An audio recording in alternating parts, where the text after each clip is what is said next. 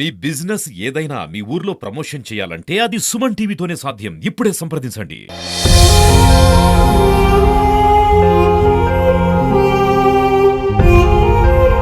నా బిడ్డ పెద్ద పండుగకి రాలేదు, క్రిస్మస్ పండుగకి రాలేదు, నాకు లేకుండా పోయింది. Welcome to Suman TV. ఈరోజు మనం సింగరాయకొండ మండలం శానంపూడి గ్రామంలో ఎస్సీ కాలనీలో ఉన్నాం. అయితే ఇక్కడ ఒక మహిళ తగరం అమూల్య అనేటువంటి రీసెంట్ గా మ్యారేజ్ అయింది. ఒక 40 రోజుల క్రితం ఆ అమ్మాయి ఉరేసుకొని చనిపోయింది. అది ఎందుకు చనిపోయింది, ఏ కారణంతో చనిపోయింది అనేటువంటిది ఎవరికి అర్థం కావట్లేదు. కాబట్టి ఎలా చనిపోయింది అనేటువంటిది వాళ్ళ భర్త, వాళ్ళ అత్త వాళ్ళని స్టేషన్ లో ఉన్నారు. ప్రజెంట్ అమ్మాయి తరపునటువంటి వాళ్ళ అమ్మ, వాళ్ళ బంధువులు ఉన్నారు. ఏం జరిగింది అనేటువంటిది వాళ్ళ మాటల్లో మనం తెలుసుకుందాం. నా పేరు పాలపర్తి రమేష్. నేను అమ్మాయికి చిన్నాయన అవుతాను. మాది జరుగుమల్లి. మేము మా అమ్మాయి 24వ తారీఖు మా అమ్మాయికి మ్యారేజ్ జరిగి ఎన్ని రోజులు అవుతుంది? 30 రోజులు అవుతుంది సార్. 40 రోజులు సుమారు. పోయిన నెల 11వ నెల 17వ తారీఖు మ్యారేజ్ జరిగింది. పోయిన నెల మ్యారేజ్ జరిగింది. పోయిన నెల 17వ తారీఖు మ్యారేజ్ జరిగింది. ఇంతలో ఏం జరిగింది? అమ్మాయి అత్తగారు పిల్ల మాట వినట్లేదు, కొంచెం మాకు ఎదురు చెప్తుంది, మీరు వచ్చి అమ్మాయితో ఒకసారి మాట్లాడండి అంటే మా నాన్నగారు మా అమ్మగారు 24వ తారీఖు వచ్చి 10 గంటలకి వాళ్ళ అమ్మగారితో వాళ్ళ భర్తతో ఈ అమ్మాయి భర్తతో మాట్లాడారు. మాట్లాడి అమ్మాయికి అమ్మ అట్లా పెద్దవాళ్ళని అలా అనకూడదు, తప్పు కదా అని చెప్తే, సరే తాతయ్య నేను గబక్కన తెలుసో తెలియక అన్నాను, అత్తమ్మ సారీ, ఇంక నేను ఎప్పుడు అలా చేయను అని దండం పెట్టి చెప్పింది సార్. అందరూ హ్యాపీగానే ఉన్నారు, ప్రాబ్లం అయితే ఏం లేదు. అమ్మాయి చాలా హ్యాపీగా ఉంది. మా నాన్నగారు అమ్మ ఇంటికి వెళ్దాం రామ్మా అంటే, తాతయ్య నేను సంక్రాంతి పండగకి వస్తాను, ఆయన నేను వస్తాము, ఫస్ట్ పండగ కదా మేము ఏడు ఉంటాము అని అత్తగారు అంటుంది. ఇక్కడ మేము ఉంటాము అని అమ్మాయి చెప్పింది. ఇది చెప్పినప్పుడు సాయంత్రం 4 గంటలకి మా నాన్నగారు మా అమ్మగారు బయలుదేరి జరుగుమల్లి వచ్చారు సార్. వచ్చిన తర్వాత పండగ కదా, క్రిస్మస్ పండుగ తర్వాత రోజు 25వ తారీఖు క్రిస్మస్ పండుగ సార్. 25వ తారీఖు ఫోన్ చేసి అమ్మాయితో ఒకసారి మాట్లాడాలి, ఒకసారి అమ్మాయికి ఇవ్వండి అని చెప్పి వాళ్ళ అత్తగారికి ఫోన్ చేశాడు మా నాన్నగారు. ఫోన్ చేసిన క్రమంలో ఆమె ఇక్కడ లేను, నేను ఓగూరులో ఉన్నాను, మధ్యాహ్నం నుంచి ఓగూరుకు వచ్చాను, మా కూతురి కాడికి వచ్చాను అని అనింది సార్. మా నాన్నగారు దానికి ఫస్ట్ పెళ్ళయి 4 రోజులే కదమ్మా, ఫస్ట్ పండగ కదా, మీరు ఎలా వెళ్తారు అమ్మాయిని వదిలిపెట్టి, సరే నువ్వు వెళ్ళేటప్పుడు మాకు ఫోన్ చేసి చెప్పాలి కదా, ఒక్కదాన్ని మీరు ఎలా వదిలిపెట్టి వెళ్తారు అని మా నాన్నగారు అడగడం జరిగింది. నేను మా కూతురి కాడికి పండగని నేను వచ్చాను, అమ్మాయి ఒక్కటే ఇంటికాడు ఉంది, ఆ గోపి కూడా అమ్మాయి భర్త పేరు గోపి కూడా డ్యూటీకి వెళ్ళాడు, సాయంత్రం 8 గంటలకు వస్తారు, అప్పుడు 8 గంటలప్పుడు ఫోన్ చేయమని చెప్పి వాళ్ళ అత్తగారు చెప్పింది సార్. ఇది జరిగింది. సాయంత్రం 7:40కి మాకు ఫోన్ చేసి గోపి ఫోన్ చేసి అమూల్య ఉరేసుకుంది తాతయ్య రాండి అని చెప్పి మమ్మల్ని పిలవడం ద్వారా మేము వచ్చాము. ఇక్కడికి వచ్చి చూసేసరికి అమ్మాయి ఏం జరిగిందో కూడా చెప్పలేదు, ఉరేసుకుందని అంటున్నారే కానీ ఎప్పుడో చనిపోయింది ఆ అమ్మాయి. 11-12 గంటలకే ఇక్కడ చనిపోయిందని మధ్యలో వాడు డ్యూటీ చేస్తున్నాడు సార్. డ్యూటీ చేస్తున్నవాడు మధ్యలో పర్మిషన్ తీసుకొని వచ్చి ఇక్కడికి వచ్చాడు. వచ్చి చూశాడని ఇక్కడ చూసిన వాళ్ళు అనుకుంటుంటే మేము విన్నాము, కానీ భయపడి ఎవరు చెప్పట్లేదు. ఇది జరిగింది సార్. కంపల్సరీ వాళ్ళే చంపారని మేము అనుకుంటున్నాం, మేము భావిస్తున్నాం సార్. అబ్బాయి డ్యూటీ ఎక్కడ చేస్తాడు? 7 hours ఇక్కడ ఉలవపాడు దగ్గర ఏదో కంపెనీ ఉందండి sir, 7 hours sea foods headless, అక్కడ పని చేస్తున్నాడంట. అబ్బాయి అక్కడ పని చేస్తున్నాడు, పర్మిషన్ తీసుకొని వచ్చాడు, ఎన్నింటికి వచ్చాడని మీరు ఏమన్నా ఇన్ఫర్మేషన్? ఉదయం 7 గంటలకు వెళ్తాడు సార్, సాయంత్రం ఎన్ని గంటలకు వస్తారో మాకు ఐడియా లేదు, వాళ్ళు కూడా మాతో చెప్పలేదు. సాయంత్రం 7:30కి అయితే ఇంటికి వచ్చి ఆ అబ్బాయి ఒక్కడే వచ్చి చూడడం, అమ్మాయిని చూసి అరిసాడంట. ఆ అబ్బాయి ఒక్కడే బాడీని కిందకి దించాడంట సార్. అమ్మాయి ఉరేసుకుందని చెప్తున్నారు, మాకైతే ఉరేసుకుందని మేము నమ్మటం లేదు. సంతోషంగా ఉంది కాబట్టి అమ్మాయి ఏ సమస్య వచ్చినా సరే డేరింగ్ గా మాకు చెప్పే అమ్మాయి, అంత ఉరేసుకునే అంత పిరికిదైతే కాదు. ఆ అమ్మాయి మామగారు ఉన్నారా? మామగారు వీళ్ళైతే ఇక్కడ లేరు సార్. మేము వచ్చినప్పుడు పక్కన ఎటేటో తిరుగుతా ఉన్నారు. అబ్బాయి వాళ్ళ అమ్మాయి ఏడుంది, వాళ్ళ నాన్నైతే ఇక్కడే ఉన్నారు, కానీ నా కంటికైతే కనిపించలేదు, దూరంగా ఉండేడు. కావాలయ్యా, నా బిడ్డ చేశారు, 40 రోజులు కూడా కాలేదయ్యా, నా పచ్చగా చేసుకున్నా, నా బిడ్డ నాకు లేకుండా చేశారు. నా బిడ్డ నాకు తెచ్చిమనండి అయ్యా. నా బిడ్డ నూరేసి మా అమ్మాయి మీతో ఏమైనా మాట్లాడిందా చనిపోవడానికి ముందర కానీ? ఆ రోజు మాట్లాడింది సార్.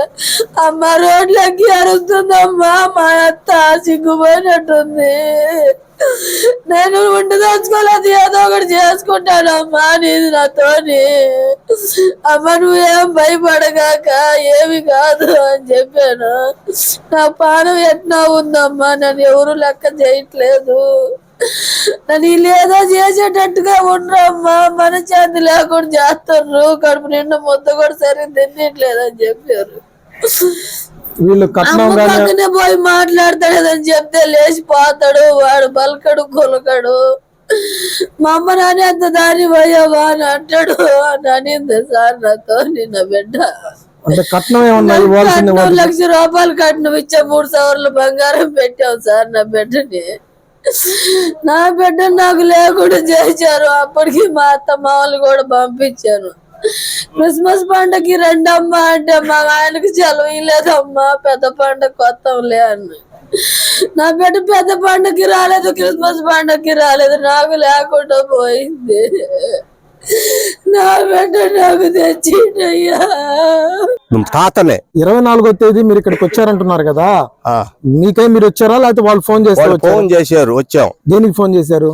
అమ్మాయి చెప్పిన మాట అంటాం లేదు, నువ్వు ఎక్కడికి రా అని ఫోన్ చేస్తాను.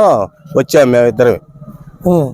ఇక్కడికి వచ్చినాక మావా మీ పిల్ల మాట అంటాం లేదు, ఎదురుకెదురు మాట్లాడుతుంది, పని చేయటం లేదు అని అత్త అన్నది. మొగుడు మా అమ్మతో ఎదురు మాట్లాడితే మాత్రం నేను ఒప్పుకోను, ఎవరైనా ఆయాల ముక్కు మీద మచ్చ ఏందని అడిగావో నేను చెప్పలేదు నీకు, మా అమ్మ మీదకి వస్తే నేను ఆయాల కొట్లాటకు పోతే నాకు ఒకడు కొట్టాడు, ఆ దెబ్బ ఇవాళ చెబుతున్నాను నేను, మా అమ్మ ఎవరన్నా చంపేస్తాను నేను అన్నాడు.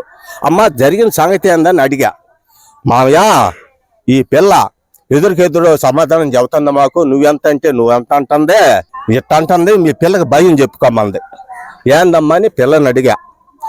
తాత మా అత్త ఇప్పుడు నాకు తోటి సరిగా బలకటం లేదు, ఆ పల్లెలో చుట్టాలు ఉండరు, వాళ్ళు వచ్చేరేడికి గోపికి ఫోన్ చేశా. గోపి మనోళ్ళే పోయిరా ఆడదాకా అన్నాడు. పోయా, ఆడక పోయి వచ్చా. ఇక నా మీద ఏజం పెట్టుకొని మత్త నాతోటి పలకల అని అంద అమ్మాయి. అప్పుడు నేను అడిగితేనే మావా నేను పెద్దదాన్నే, మా ఆయన్ని కానీ నన్ను కానీ అడిగి పోవాలా, మేము వద్దంటే ఊరు కావాలా, ఎందుకు పోయింది అని అంది. అమ్మ గోపి పంపాడు అంట కదా అని అన్న. గోపి పెద్దోడు మేమా అని అంది. ఇదయ్యా జరిగింది, నేను రామ్మా ఊరికి పోదామన్నా. తాత ఈ పండక్కి పంపనంటుండ్రు అత్త మామ, పెద్ద పండక్కి వచ్చి గుడ్డలు పెట్టించుకొని వస్తాం తాత అని అంది. ఏందని అడిగితే సరిపోండి మేము బాగానే చూసుకుంటామని చెప్పారు వాళ్ళు. తెల్లారి ఫోన్ చేసే మధ్యాహ్నం నేను ఓ ఊర్లో నేను ఇంటికాడ లేను, సాయంత్రం 8 గంటలప్పుడు ఫోన్ చెయ్యి, గోపికి చెయ్యి మాట్లాడతాడని చెప్పారు. ఇక నువ్వు ఎందుకు వచ్చామ్మా ఓగూరు, పిల్లని వదిలిపెట్టి ఎట్టొచ్చావు, నువ్వు కొత్తగా పెళ్ళైన పిల్ల ఎట్ట వదిలిపెట్టి వచ్చావు అని అన్న. వాళ్ళు బాగానే ఉన్నారులే మావా, నువ్వు 8 గంటలకు చేయమంది. 8 గంటలకే ఫోన్ వచ్చింది నాకు, చచ్చిపోయిందే పిల్ల రమ్మని. చచ్చిపోయిందని వాళ్ళు నిర్ధారణ చేశారు, ఎక్కడికన్నా హాస్పిటల్ తీసుకెళ్లారా? తీసుకుపోలా, మరి చచ్చిపోయిందని చెప్పే పిల్లకి బాగులేదు రమ్మని చెప్పారు. మేము అంతా కదిలే ఏం జరిగింది ఏందని అడిగాం. వాడు కూడా పక్కన తీసుకొని వాడు చెప్పకుండా పక్కనోడు మీరు రండి పెద్ద అయినా అంటున్నాడు. ఆ గోపైన చేసుకున్న మొగుడు తాత పిల్ల పలకలేదు, హాస్పిటల్ తీసుకొని పోవాలి తాత అంటున్నాడు. ఈ సందర్భంలో లాక్కొని తాత మీరు రండి అసలు ఎక్కడికి వచ్చినాక మాట్లాడదామని అన్నాడు. ఇక నాతో వచ్చేసాం మేము. జరిగిన సంగతి వచ్చిన తర్వాత వాళ్ళు ఉన్నారా? వాళ్ళు లేరు. ఆ అబ్బాయి గోపి ఉన్నాడు. నేను నన్ను పండేసింది తీసి ఈమెమో అత్త ఏమో ఏడుస్తా ఉంది, ఓగూరు నుంచి వచ్చాను నేను అని. ఉరి చేసుకుందని చెప్పలేదు, చచ్చిపోయింది పిల్లని చెబుతాను. అప్పుడు వాళ్ళ మామ ఆడున్నాడు. వాళ్ళ మామ అసలు మాకు అగపడినేలే. తర్వాత వచ్చారు పోలీసులు తీసుకొని వస్తే అప్పుడు వచ్చాడు. తాంకుండా పోయి మాకు అగపడలా. ఆ అమ్మాయి మీ ఊరికి కానీ మళ్ళీ ఏమన్నా వచ్చిందా? 40 రోజులు 40 రోజుల్లో ఎన్నిసార్లు వచ్చింది? ఒకసారి వచ్చింది సార్. వాడు తీసుకుపోయాం. అంటే వచ్చిన క్రమంలో వాళ్ళు మంచి చెడ్డలు కొత్తగా పెళ్ళైన వాళ్ళు కదా ఇక్కడ ఎట్టుంటారు ఏందనేది అలా తెలుసుకునేటప్పుడు నీతో ఏమన్నా మాట్లాడటం జరిగింది అమ్మాయి? అమ్మాయి బాగానే ఉంటున్నావు నాయనమ్మ అని చెప్పింది ఫస్ట్. చెప్పి మళ్ళీ ఆడ నుంచి 7 రోజులకి ఎడకొచ్చారు. ఎడకొచ్చినాక అప్పుడు మళ్ళీ ఫోన్ చేసింది. నాయనమ్మ నువ్వు అనుకుంటున్నావు అంత మంచివాడేం కాదు నాయనమ్మ గోపి, నాకు భయం వేస్తుంది నాయనమ్మ అనింది. మా వాడు ప్రార్థన చేస్తున్నాడు, మంచి బిడ్డ అమ్మ, నువ్వు కూడా జాగ్రత్తగా ఉండని నేను చెప్తానే ఉన్నా. నువ్వు నన్ను అర్థం చేసుకోండి, నేను అనుకున్నంత మంచివాడు కాదమ్మా, వాళ్ళు మా అమ్మని చూసినా వాడిని చూసినా నాకు భయం వేస్తుందని చెప్పి ఏడ్చింది. అదే జరిగింది. నిన్న వచ్చిన రోజు ఆయనే మాట్లాడాడు. మా అమ్మని ఎవరైనా ఏదన్నా అన్నారంటే వాళ్ళని కొట్టడం కానీ చంపేయటం కానీ జరుగుద్దని నేను చెప్పాడు. అది లాస్ట్ మాట అది. నేను పాదం రామ్మ ఇంటికి పాదం రామ్మ అంటే నాయనమ్మ నేను పెద్ద పండుగకు వస్తాను, నాన్న వాళ్ళు వస్తారు, నేను పెద్ద పండుగకు వస్తానే, నేను రానులేపోయానిందయ్యా. ఇంకా అది జరిగింది, మేము వెళ్ళిపోయాము. ఇప్పుడు ఈ అమ్మాయి చనిపోయిన అమ్మాయికి నువ్వేమన్నా బంధువా? మేము బంధువులు ఏం కాదు, మరి ఉంటాం, ఒక బజార్లో ఉంటావు. ఏందమ్మా అమ్మాయి ఎట్లాగుండేది, వాళ్ళ కుటుంబం ఎట్లాగుండేది? వాళ్ళ కుటుంబం మంచిదేం సారు, వాళ్ళ కుటుంబం మంచిదే. వాడు పిల్లల్ని కూడా బాగా జాక్కున్నాడు, ఒక కొడుకు ఒక కూతురు పిల్లల్ని బాగా జాక్కున్నాడు. వాళ్ళ కుటుంబం మంచిదే. అంటే అమ్మాయి చిన్నప్పటి నుంచి చూసారా మీరు అమ్మాయిని? మరి అమ్మాయి కసురుకోవడం గానీ ఏదైనా మాట్లాడితే వాళ్ళ అమ్మ నాన్న తిట్టడం గానీ అలాంటి లేదు లేదు. పిల్లల్ని బాగా జాక్కుంటారు, వాళ్ళు బడికి పోతారు, కాలేజీకి పోతారు, బాగా చదివించుకుంటారు, బాగుంటారు.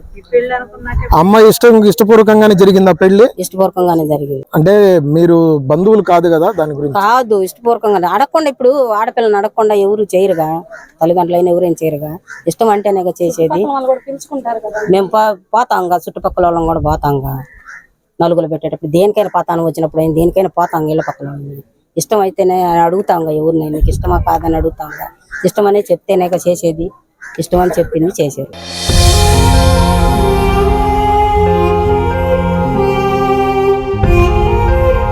నా బిడ్డ పెద్ద పండుగకి రాలేదు, క్రిస్మస్ పండుగకి రాలేదు, నాకు లేకుండా పోయింది.